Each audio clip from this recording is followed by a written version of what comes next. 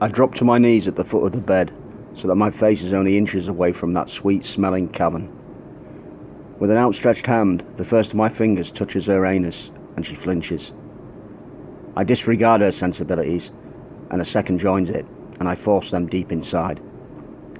I am not gentle, and she takes a deep inhalation of breath. Mon Dieu, be soft with me. How fucking dare you, my little slut? The dam has burst, and my lust boils over. A third finger joins the other two, and I force them unceremoniously in and out of her. With each delivery, the walls of her rectum become looser from her involuntary secretions. Her remonstrations turn now into gratifying moans. I lean forward and run my tongue from my fingers in an upward, sweeping motion. The silkiness of her bodily fluid is smeared around my mouth as I perform a dance with my tongue around her sensitive spot.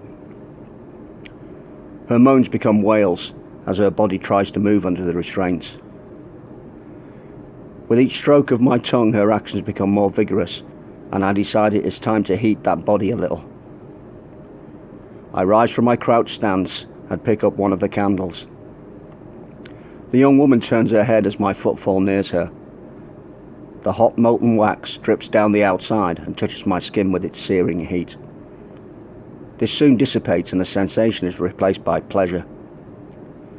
I begin at the nape of her neck, like an artist wielding his brush. As the first droplets fall onto the lily-white skin, she cries out loud in shock and terror. Sacre bleu, mon Dieu! What are you doing to me? Her incredulous words anger me. I am giving you what you crave, my gutter whore. What you need. The venom of my tongue also covers her body, the spittle foaming at the corners of my mouth like a mad beast.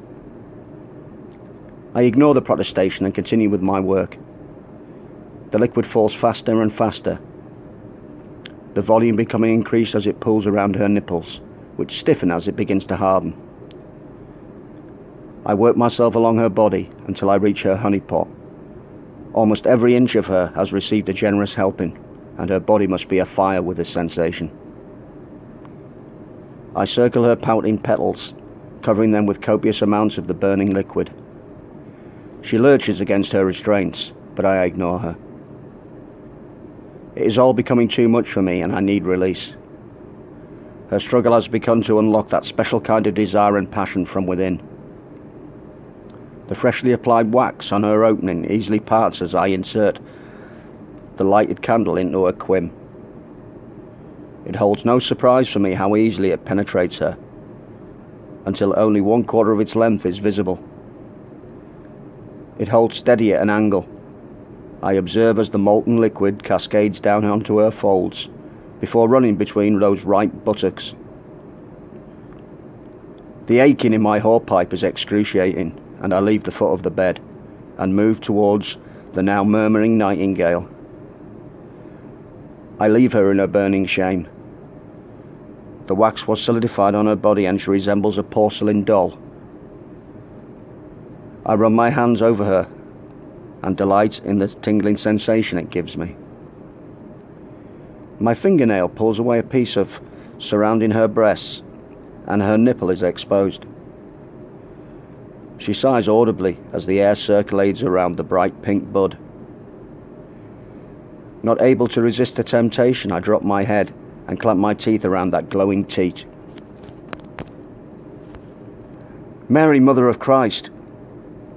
The blasphemous words spew forth from that pretty mouth.